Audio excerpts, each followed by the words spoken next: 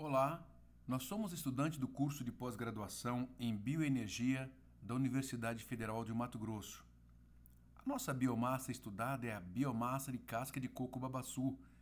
Os integrantes são Devair Marques, Diego Alisson, Rosemiro Campos, Valdeir Soares e o professor formador é o Marcos Paulo Felizardo. Neste vídeo, falaremos sobre sustentabilidade, poluição, prevenção da poluição, algumas tecnologias existentes hoje para a prevenção da poluição.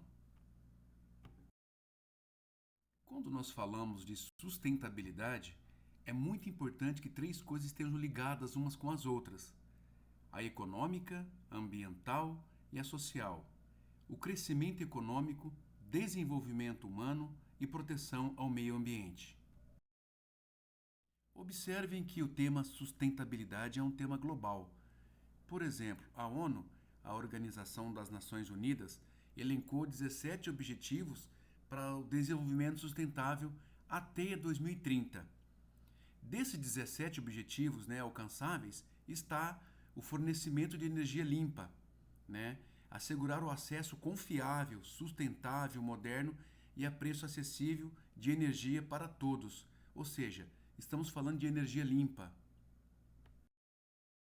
Observem que o tema sustentabilidade ele é um tema bastante amplo e envolve inclusive o desenvolvimento de novos produtos, pensando de maneira diferente, usando novas tecnologias, pensando em torná-los sustentáveis.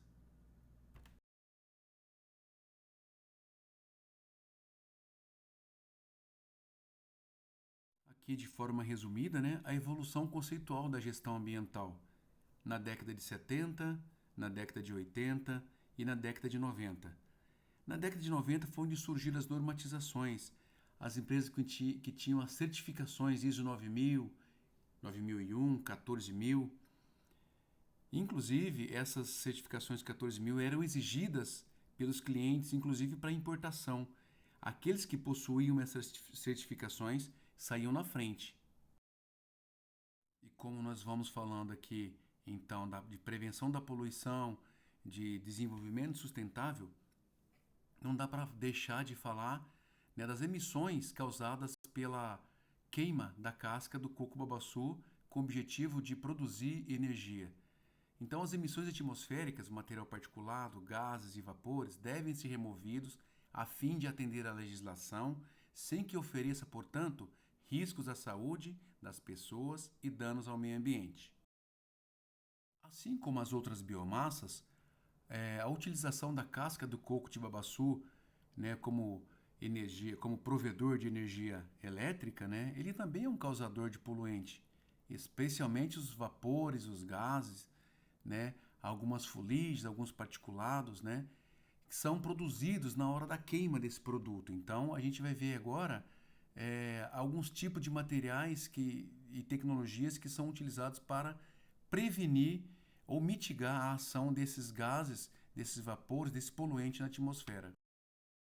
Nós sabemos então, a biomassa de casca de coco babaçu, ela é uma propulsora, desse material particulado. Esse material pode ser classificado de acordo com o seu princípio físico ou mecânico.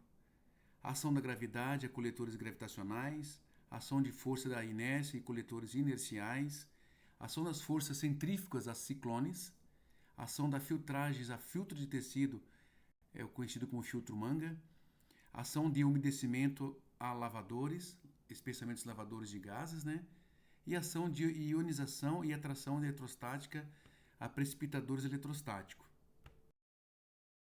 Então, uma das formas da gente mitigar ou controlar a emissão desses poluentes no ar são os filtros. Existem várias classificações de filtros, lavadores de gases. A gente vai falar aqui muito sucintamente sobre cada um deles. Temos aqui os coletores gravitacionais, o uso pré-coletor para retirada de partículas grosseiras, maior que 30 microns. Ele com as suas vantagens aí e as suas desvantagens, não é? Aqui o princípio de um coletor centrífugo, um modelo de coletor ciclone, é, o ar entra tangencialmente e faz várias voltas no corpo do cilindro, né, que é cônico e fica depositado na parte de baixo, então as partículas ali. Aqui um modelo de filtro manga, né, onde o princípio de funcionamento é o fluxo gasoso é forçado através de um meio poroso, por onde o material particulado é retido. Aqui uma das características operacionais do filtro manga, né, é um tecido que pode remover até 99,9% das partículas, incluindo essas mais finas. O filtro manga ele deve ser periodicamente limpo, né, para não comprometer a eficiência, né?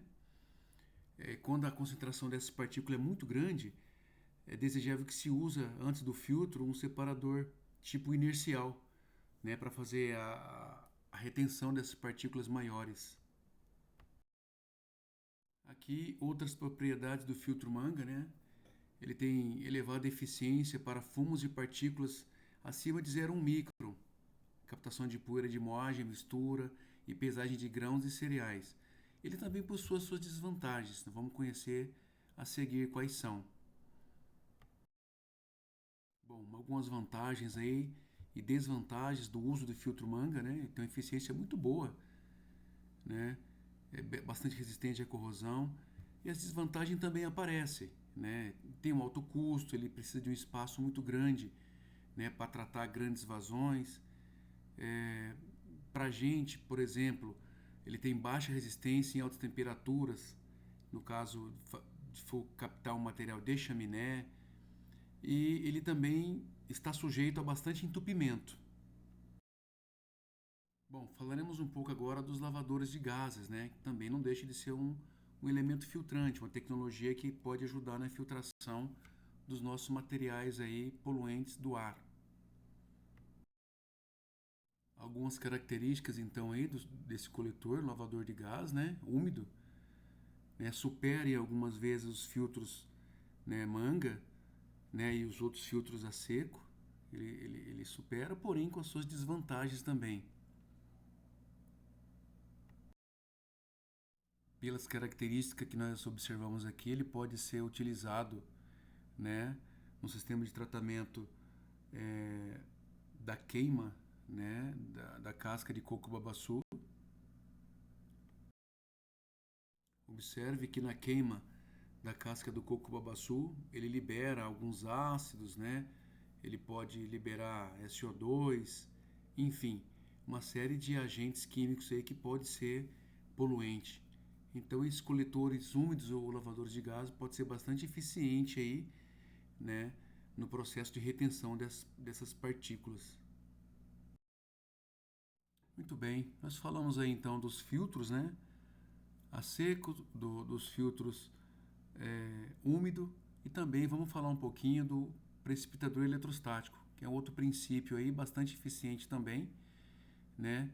E o processo consiste em criar um campo eletrostático que carrega as partículas emitidas e as partículas são atraídas por placas eletrizadas, né? Então assim elas ficam presas no eletrodo, em seguida elas são retiradas pela vibração, né? E depositadas normalmente em silos na parte inferior. Normalmente são cônicos esse material, esse equipamento na parte de baixo, para que possa ser coletado com maior facilidade.